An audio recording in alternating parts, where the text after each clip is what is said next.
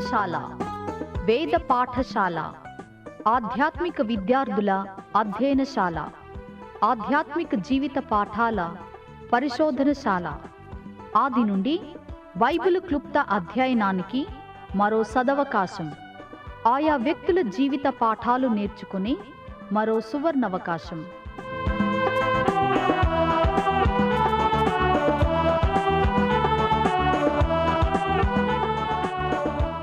వినండి వేద పాఠశాల నూతన వర్తమానాలు.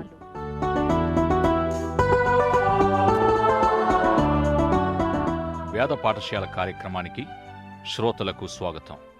నేటి దినాల యావత్ గ్రంథ పరిశీలనయున్న మన బైబిల్ అధ్యయన ప్రసారాలు దేవుడు మానవాళికి పంపిన ప్రేమ సందేశానికి ఉపోద్ఘాతము లాంటివై ఉన్నాయి.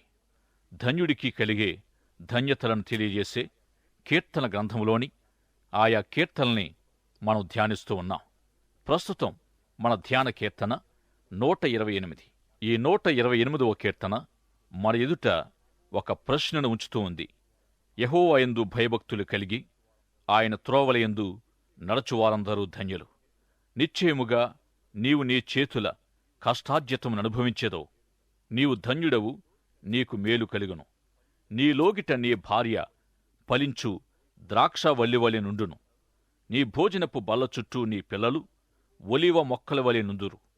యెహోవాయందు భయభక్తులు గలవాడు ఇలాగూ ఆశీర్వదించబడును. సియోనులో నుండి యెహోవా నిన్ను ఆశీర్వదించును. నీ జీవితకాలమంతయు యెరూషలేమునకు క్షేమము కలుగుట చూచెదవు. నీ పిల్లల పిల్లలను నీవు చూచెదవు. ఇశ్రాయేలు మీద సమాధానముండునుగాక. ఇక ఈ అధ్యాయములోని ముఖ్య ప్రశ్న ఏమిటంటే, ప్రతి ఒక్కరూ ఆశీర్వదించబడినవారేనా? ఇప్పటికి మనము ధన్యత కీర్తనలయున్న మొదటి కీర్తనను మరియు 23వ కీర్తనను మనం ధ్యానించాం. ఇప్పుడు 3వ ధన్యత కీర్తనగా 128వ కీర్తనను ధ్యానిస్తున్నాం. ఈ కీర్తనలో అందరూ లేక ప్రతి ఒక్కరూ ఆశీర్వదించబడినవారేనా అనే ప్రశ్న ఇక్కడ మనము కలిగి ఉంటున్నాం. మనము బైబిల్ గ్రంథాన్ని చదువుతూ ఆయా అంశాల పరిశీలనలోనికి వెళుతూ ఉన్నప్పుడు మనలో అనేక ప్రశ్నలు తలెత్తుతూ ఉంటాయి. అసలు మనకెట్టి ప్రశ్న రావడం లేదు అంటే మనము బైబిల్ను సరిగ్గా చదవకపోవడమైనా జరగాలి. మరైతే మంచివారం అయినప్పటికీ దేవుడు మనల్ని ప్రతిసారి దీవించడు అని గతములో ధ్యానించాం కదా అని మీరు అనవచ్చు. ఒక వ్యక్తి శ్రమపడినప్పుడు లేక పర్యవసానాల పంటను కోసుకొని ఫలితాలు అనే విందును ఆరగిస్తూ ఉన్నప్పుడు అట్టి స్థితి తాను పాపి అయి ఉన్నందువల్లనే కలుగుతుంది అని యోబు స్నేహితులు చెప్పినది తప్పు అని వారిని గుర్చి దేవుడు సెలవిచ్చి ఉన్నదాన్ని బట్టి మనము అర్థం చేసుకున్నాం. అయితే యోబు గ్రంథము ఒక విశేషమైన ప్రత్యేకమైన సందర్భం. మనము ధ్యానించిన శ్రమానుభవపు 30 కారణాల్లోని అభివృద్ధి సిద్ధాంతం వాక్యానుసారము కాదని తెలుసుకున్నాం. అలాగే కీర్తనల గ్రంథ ప్రారంభంలో దేవుని వాక్యాన్ని నమ్మి ప్రేమించి ధ్యానించి విధేయత చూపేవాడు ధన్యుడు లేక దీవించబడినవాడని చూస్తున్నాం. అట్టి ధన్యుడు స్థిరత్వము, ఫలభరితము, అభివృద్ధికరము, సుదీర్ఘము, శాశ్వతము, భద్రతాయుతమైన స్థితిని పొందగలడని, అట్టి ధన్యుడు సమస్త ఆశీర్వాదాల్ని కలిగి ఉంటాడని మనం నేర్చుకున్నాం. మరి ఈ వివరణకు, యోబు గ్రంథ వివరణకు మధ్య కొంత పోరాటం ఉందని అనిపిస్తుందా? కొన్ని క్షణాలు ఈ విషయాన్ని ఆలోచిద్దాం. దేవుని యందు భయభక్తులు గలవాడు ఆశీర్వదించబడతాడు అని కీర్తనలు సెలవిస్తున్నాయి. యోబు గ్రంథము ఈ సత్యాన్ని కాదంటుందా? అనడం లేదుగాని కొన్ని ప్రత్యేక సందర్భాల్లో ప్రత్యేకంగా కొందరికి అవసరాన్ని బట్టి కొన్ని మినహాయింపులు జరుగుతాయనేది తెలియజేస్తుంది. ఏది విత్తితే అదే కోస్తామనేది బైబిల్ సత్యం. కాని కొన్నిసార్లు దేవుడు ఎవరి విషయములోనైనా మార్పు చేయాలంటే చేయగలడు. దేవుడు తన బిడ్డలను పరీక్షించి వారిని మరింత అభివృద్ధి చేయగోరతాడు. ధన్యుడి యొక్క ధన్యతలు లేక అతని ఆశీర్వాదాలే అతనికి ప్రతికూలించినప్పటికీ అతడు విత్తిన మంచి విషయాల్ని ఈ ప్రతికూలతలు ఏమీ చేయలేవు. కాగా దేవుడు అతన్ని తిరిగి కొంత పరీక్ష లేక శోధనల తర్వాతైనా ధన్యుణ్ణి, దేవునిలో భయభక్తుల గలవాణ్ణి దేవుడు తప్పగా దీవిస్తాడు. ఇక ఇప్పుడు మనం చదువుకున్న 128వ కీర్తనలో కూడా ధన్యుని దీవెనలు, ధన్యతలు అనుకోకుండా అసంకల్పితంగా ఎదురైనవి కావు. అలాగే ఈ కీర్తనలో వ్రాయబడ్డ ధన్యతలు ప్రతి ఒక్కరూ, అందరూ ఎవరంటే వారు పొందగలిగేవి కావు. విశ్వవ్యాప్తిత్వం అనే అర్థమిచ్చినట్టి సిద్ధాంతాన్ని ఇష్టపడేవారు దేవుని యొక్క ప్రేమ అనే ఒక లక్షణాన్ని ఆసరా చేసుకుని దేవుడు అందరిని ప్రేమిస్తాడు గనుక అందరూ ధన్యులే అని ప్రతిపాదించడానికి చూస్తారు. ఈ విధంగా దేవుడు ప్రేమయున్నాడు గనుక అందరినీ ప్రేమించి తీరాలని, ఆ విధంగా ప్రతి ఒక్కరిని ఆశీర్వదించాలని, అలా చేస్తే ఇక నరకముతో పనిలేదని వీరి వాదన.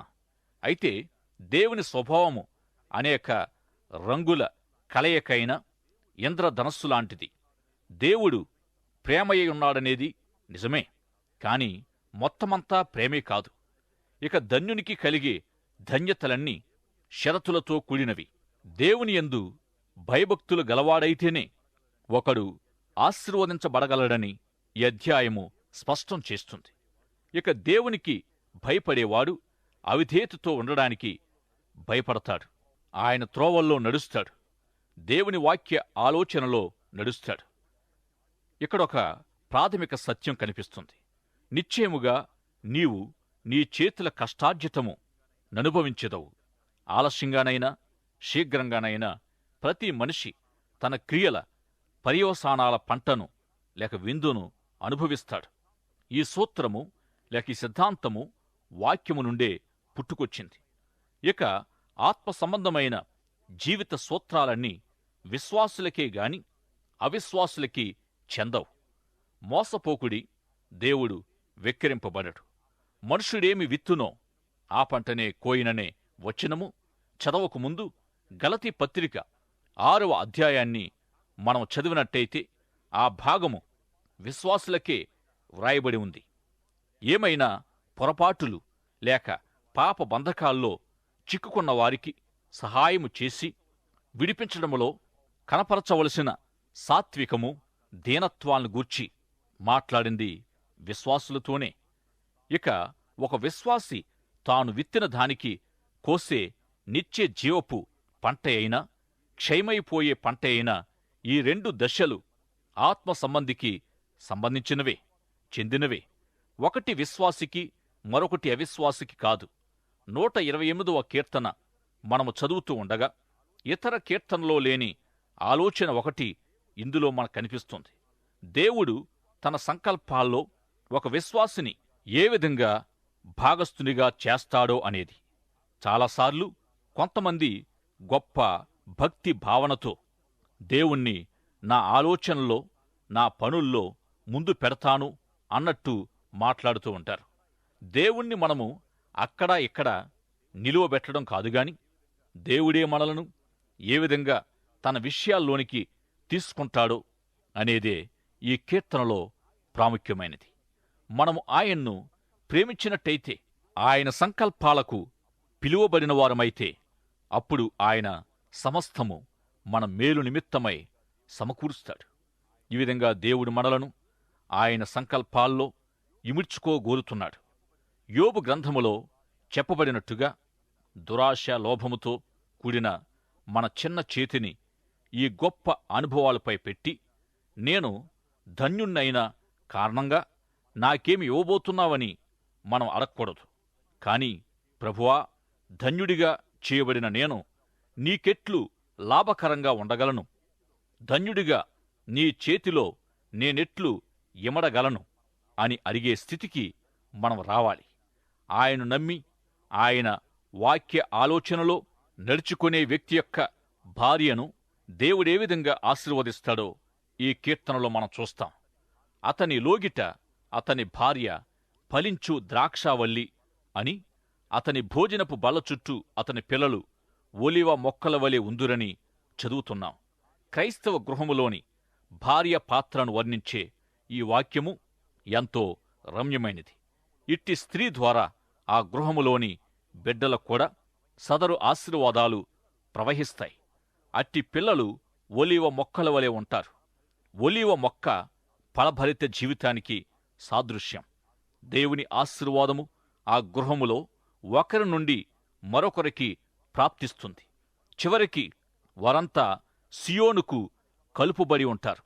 క్రొత్త నిబంధనలోనైతే దేవుని సంఘము లేక చర్చ్ సియోను నుండి యెరూషలేముకు, యెరూషలేము నుండి వారి జాతికి, అక్కడ నుండి ప్రపంచానికి దీవెనల ప్రవాహము ప్రవహిస్తుంది.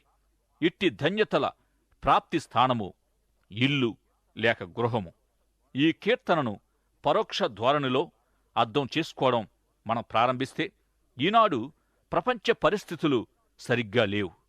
ఎందుకు సరిగ్గా లేవు? దేశాలు బావుగా లేవు.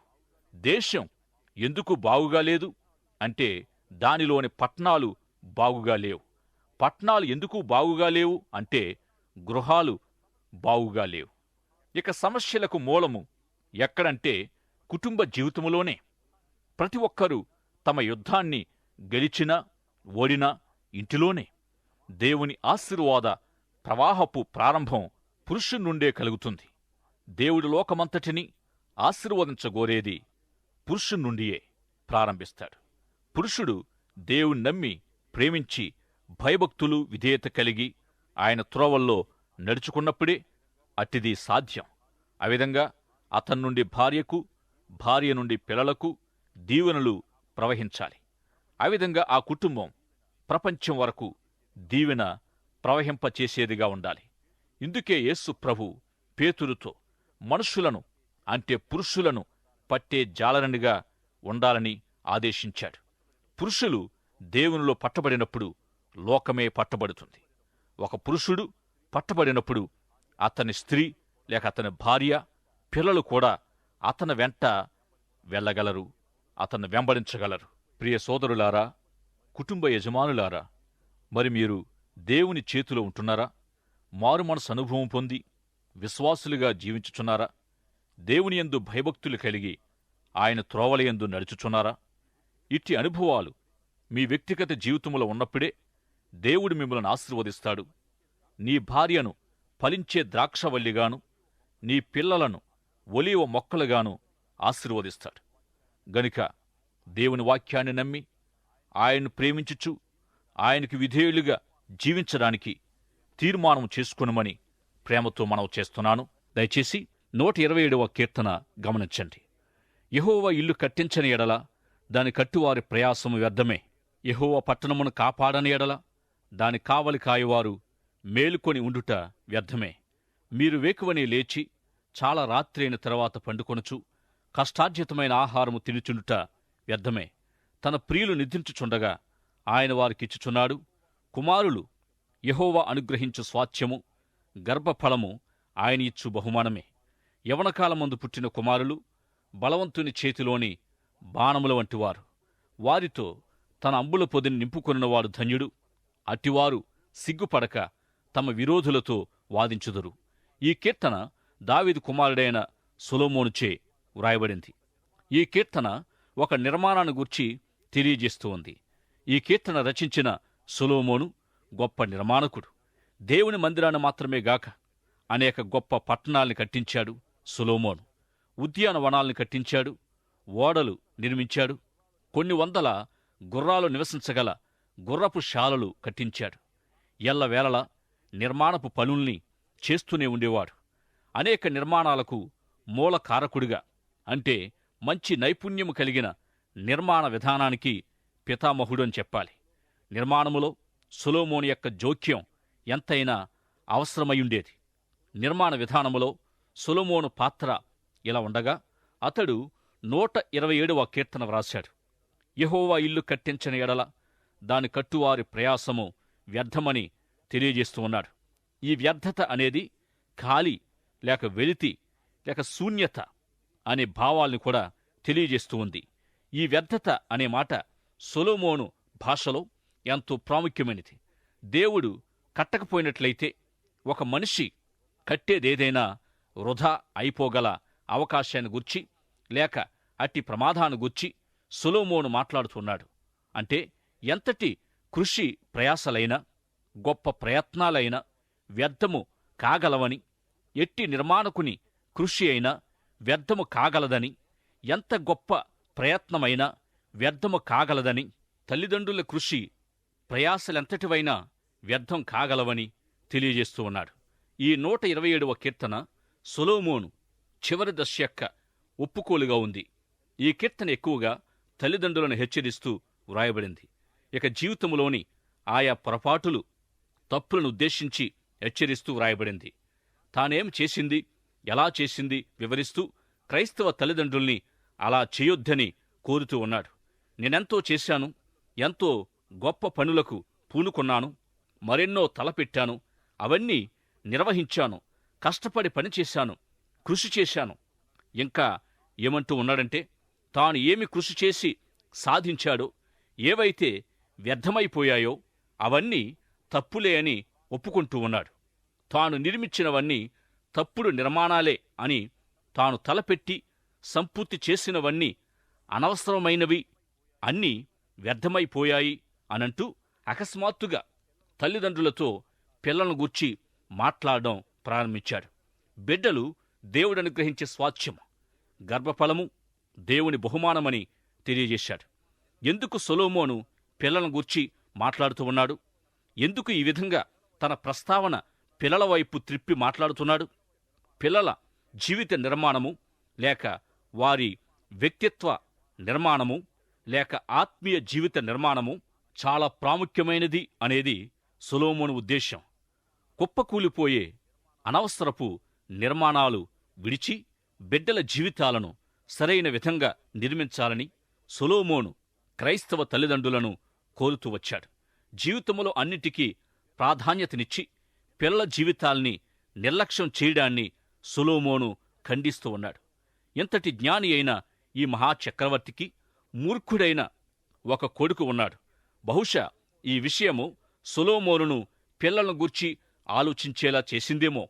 నేను నా జీవితమంతా కష్టపడి సమస్తము కూడబెట్టాను, అయితే నా తరువాత ఒక మూర్ఖుడు అదంతా అనుభవిస్తాడు అని కూడా ప్రసంగి గ్రంథంలో తెలియజేశాడు. ఒకవేళ తన కుమారుని గూర్చియే ఇలా అన్నాడేమో. అయితే ఎంతో కృషి చేసి ఎంతో సాధించి వ్యర్థపరచబడే దానంతటిని చూసినప్పుడు తాను చేసిన కృషి, తాను వినియోగించిన సమయము, ధారపోసిన శక్తియుక్తులన్నీ పిల్లల జీవితాలపై వినియోగిస్తే ఎంతో మేలైన ఫలితాలను పొందవచ్చు కదా. ఇదే విషయాన్ని క్రైస్తవ తల్లిదండ్రులకు సొలొమోను తెలియజేస్తూ వచ్చాడు. సొలొమోను ఎంత గొప్పవాడు, ఎంతటి జ్ఞానవంతుడంటే తన ముందు వెనుక అట్టి గనుడైన వ్యక్తి లేక రాజు లేడని సాక్ష్యం పొందాడు. జీవితంలోని అన్ని రంగాల్లో సఫలీకృతుడయ్యాడు. అదేవిధంగా ఘోరమైన ఓటమిని ఆయా విషయాల్లో ఎదుర్కొన్నాడు. ఇక 127వ కీర్తనలో సొలొమోను పిల్లల్ని బలవంతుడు లేక శూరుడు చేతిలోని బాణాలకు పోలుస్తూ ఉన్నాడు. తన చేత బాణాలను కలిగి ఉన్న వ్యక్తి వాటిని లోకములోనికి విడివక మునుపు తానొక లక్ష్యాన్ని, గురిని, గమ్యాన్ని కలిగి ఉండాలి. అలాగూ నీ పిల్లలు నీ చేతిలోని బాణాలైనప్పుడు వారు లోకములోనికి పంపబడకముందు ఒక తండ్రిగా, తల్లిగా నీ ఒక గురిని, ఉద్దేశాన్ని, ఒక గమ్యాన్ని కలిగి ఉండాలి. అట్టి బాణాలతో తన అంబుల పొదిని నింపుకొనివాడు ధన్యుడు అని వ్రాయబడింది. అంబుల పొది అనగా వివాహ బంధం లేక గృహం. ఎట్టి లక్ష్యాలతో వారిని లోకములోనికి పంపబడుతున్నారనేది వారి గృహస్థ జీవితాలపై లేక తల్లిదండ్రులపై ఆధారపడి ఉంది. కొంతమంది యవనస్తుల జీవితాల్ని మనం చూస్తూ ఉన్నప్పుడు నేనొక బాణాన్ని గాల్లోనికి వదిలాను, కాని అదెక్కడ పడిందో నాకు తెలియదు అని చెప్పిన ఒక కవి గేయం నాకు గుర్తుకొస్తుంది. ఈ విధంగా చాలామంది బిడ్డల జీవితాలు గాలిలోనికి విడివబడ్డాయి. ఆ విధంగా అట్టి జీవితాలు ఎక్కడ పడుతున్నాయో తెలియడం లేదు. 128వ కీర్తనలోని ధన్యుని గృహములో ధన్యుని నుండి ధన్యుని భార్యకు, ఆమె నుండి పిల్లలకు ధన్యతలు ప్రవహించి సంఘంపై, సంఘము నుండి పట్టణానికి, పట్నము నుండి దేశానికి, దేశము నుండి ప్రపంచానికే ప్రవహించి బలమైన ప్రభావాన్ని లోకములో కనుపరుస్తాయి. ఇక్కడ అతి ప్రాముఖ్యంగా కనపడే కుటుంబ విలువలు విచ్ఛిన్నమైతే సైతాను కార్యం కనబడుతుంది. 128వ కీర్తనలో లోకంపై బల ప్రభావము చూపగల ధన్యుని జీవితం మనం చూస్తున్నాం. 127వ కీర్తనలోనైతే దేవుడు మాత్రమే చేయగల వాటిని మనం చూస్తూ ఉన్నాం. అంటే మనిషి అనుకున్నవన్నీ లేక చేయవలసినవన్నీ చేయజాలడు. ఎంతటి పనిని సాధించేవారైనా దేవుడు మాత్రమే చేయవలసిన వాటిని మనిషి చేయలేడు. ప్రియ సోదరుడా, సోదరి, నీవెప్పుడైనా నూతన జన్మ అనుభవాన్ని గూర్చి దాని ప్రాముఖ్యతను గూర్చి మీరు విన్నారా? ఒకవేళ నీ మట్టుకు నీవు నీ అనుభవాన్ని కలిగి ఉంటే నీ బిడ్డలు రక్షణ పొందాలని నీ హృదయము ఆశగొని ఉండవచ్చు. కాని నీవు వారిని రక్షణ పొందినవారిగా చేయగలవా? నీవు వారికి రక్షణ ఇవ్వగలవా? మనలో ఎవరమైనా మన ప్రియులకు రక్షణ ఇవ్వజాలము. ఎవరు ఎవరిని రక్షించలేరు. ఎవరి హృదయములో కూడా ఎవరు విశ్వాసాన్ని నాటలేరు. అయితే దేవుని వరాల్లోని ఒకటైన విశ్వాసాన్ని దేవుడే ఒక హృదయములో ఉంచగలడు. ఇక మన పిల్లల రక్షణ కొరకు మనం రాత్రింపగళ్ళు ప్రార్థన అయితే చేయగలం. కాని వారిలో కార్యము చేసేది దేవుడే. ఈ విధంగా ఇట్టి ప్రాముఖ్యమైన అనేక పనులు దేవుడు మాత్రమే చేయగలడు. ఈ విధంగా నేను కాదు దేవుడే అని, నేను చేయజాలను దేవుడే చేయగలడని, నేను చేయాలనుకోవడం లేదు దేవుడే చేయగోరుతున్నాడని, నేను చేయలేదు నాకు తోడుగా ఉన్న దేవుడే చేశాడని మోషే ప్రకటిస్తూ వచ్చిన ఇట్టి గొప్ప సత్యాల్ని నేను నేర్చుకోవడానికి ఎల్లవేళలా ఇష్టపడుతూ ఉంటాను. ఇక సొలొమోను తన జీవిత బాధలు, అనుభవాలన్నిటిలో నుండి, జీవిత వైఫల్యమంతటి నుండి మోషే ప్రకటించిన ఈ సత్యాలను నేర్చుకున్నాడు. మోషే ప్రకటించిన గొప్ప సత్యాల్లో బిడ్డలను గూర్చిన అభినందన ఒకటై ఉంది. కుమారులు, బిడ్డలు యెహోవా అనుగ్రహించు స్వాస్థ్యం, గర్భఫలము యెహోవా ఇచ్చు బహుమానం. ప్రియ సోదరి, సహోదరుడా, మీరు మీకివ్వబడిన బిడ్డలను ఏ విధంగా ఎంచుకుంటున్నారు? ఈ వాక్య ప్రకారమేనా? పాత నిబంధన స్త్రీలైన షారా, రాహేలు, హన్నా మొదలగు స్త్రీలు మాతృత్వాన్ని ఒక ధన్యతగా, ఒక ఆధిక్యతగా ఎంచుకున్నారు. ఇందుకు భిన్నంగా ఈనాడు ప్రపంచమంతటా జరుగుతుంది. గర్భములోనే పసిబిడ్డలను చంపివేసే విధానం ఇప్పుడు మరి ఎక్కువైపోయింది. ఏమైనా అత్యవసర అనారోగ్య కారణాలైతే తప్ప ఇట్టి కార్యాలు దేవునికి విరుద్ధమై ఉంటూ ఉన్నాయి. తనను తాను కాపాడుకోలేని, భద్రత లేని ఒక పసి ప్రాణాన్ని చంపే హక్కు ఎవరికీ లేదు. అంబుల పొదులోని బాణాల్ని భుజానికి తగిలించుకొని మోయవలసి ఉంటుంది. ఈ గొప్ప సత్యాన్ని సొలొమోను జీవిత అనుభవం నుండి నేర్చుకున్నాడు. పాత నిబంధన, కొత్త నిబంధనలో మనము కుటుంబ జీవిత సూత్రాల్ని చదువుతాం. దేవుడు ఒక స్త్రీని, ఒక పురుషుని ఎన్నిక చేసి ఒక కుటుంబంగా చేశాడు. ఆ ఇరువురికి కొంతమంది బిడ్డల్నిచ్చి ఆ కుటుంబాన్ని అభివృద్ధి చేశాడు. ఒంటరి అయిన వ్యక్తుల్ని జీవిత భాగస్వాములుగా, జీవిత భాగస్వాముల్ని తల్లిదండ్రులుగా దేవుడు చేస్తాడు. అర్హులైన వ్యక్తులుగా, జీవిత భాగస్వాములుగా, తల్లిదండ్రులుగా ఉండడానికి మొదటిగా వ్యక్తిగత స్థాయి లేక ఒంటరి దశ నుండే మొదలగుతుంది. అయితే ఎట్టి అర్హత దేవుని సహాయముతోనే జరుగుతుంది.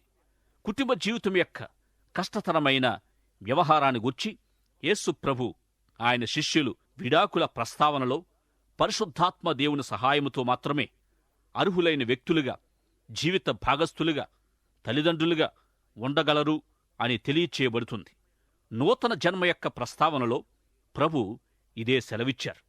పరిశుద్ధాత్మ సహాయముతోనే ఎవరైనా రక్షణలోనికి రాగలరంటూ శరీర మూలముగా జన్మించింది శరీరము, ఆత్మ మూలముగా జన్మించినది ఆత్మ అని, నూతన జన్మ ఆవశ్యకతను దేవుని ఆత్మ ద్వారానే ఇది సాధ్యమనే విషయాన్ని ప్రభు తెలియజేశారు. ఈ విధంగా శరీర సంబంధమైనదేదైనా లేక శరీర స్వభావము దేవుని విషయాల్లో చేర్చబడదు. ఇదే క్రమములో ఆలోచిస్తే మానవ హస్త నిర్మితాలు, మానవ కట్టడాలు దేవునిచే అంగీకరించబడవు. గనుక మీ బిడ్డల జీవితాలను ప్రభులో నిర్మించడానికి దేవుడు మిమ్ములను ధన్యులుగా ఆశీర్వదించునుగాక. ప్రార్థన చేసుకుందాం. సకల ఆశీర్వాదములకు కారణభూతుడైన మా తండ్రి, ఇంతవరకు మీ మాటలు విన్న శ్రోతలను, ముఖ్యంగా కుటుంబ యజమానులను ఆశీర్వదించుమని, వారి హృదయములో చేసుకున్న తీర్మానములను బలపరచుమని యేసు నామములో ప్రార్థిస్తున్నాము పరమ తండ్రి. ఆమెన్.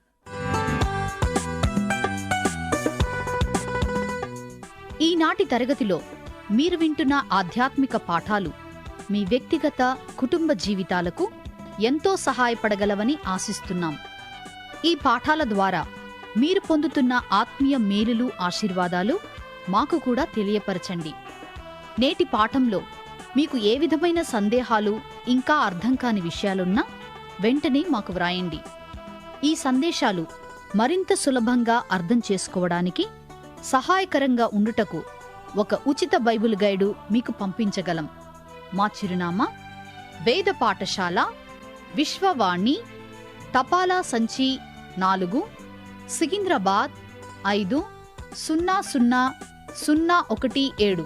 మా ఈమెయిల్ అడ్రస్ telugu@radio882.com.